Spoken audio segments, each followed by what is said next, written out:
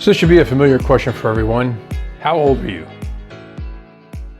Now this is a question we get asked often, at least once a year for most of us. And remember when you were a little kid, you couldn't wait to give the answer and you got excited as the number went up. But then somewhere along the line, things changed, right? We started getting less anxious about answering the question and definitely less excited about the number going up. See, the calendar gives us a very precise way to answer the question, how old are you? But if I could paraphrase for a minute from my friend Inigo Montoya, maybe the number doesn't have to mean what you think it means. See, I have a new car and it's amazing, but I have an old car and it's amazing too. I have a new thermal lunchbox that works really well, but I have an old lunchbox that works well also. And I can go on with more and more examples, but you see where I'm going. Older doesn't necessarily mean it's not as good. In fact, in some of these examples, some people might even say older is better.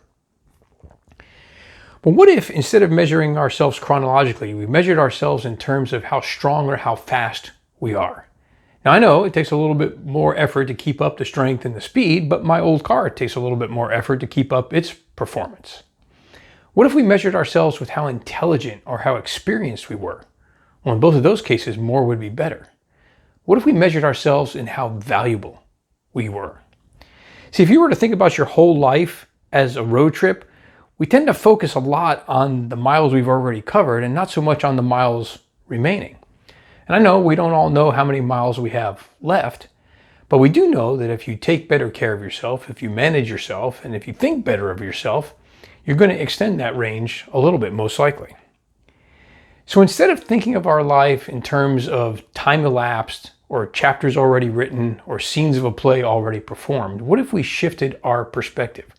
What if we started to think about time remaining, chapters yet to be written, scenes of our play that we have yet to perform? So the next time you're asked the question, how old are you? It's okay to give the calendar number answer, but don't stop there. Remember the whole game, the whole book, the whole play. Be reflective of the past, be engaged in the present, and be focused on the future. That's all for this week. Thanks for watching. We'll see you next time.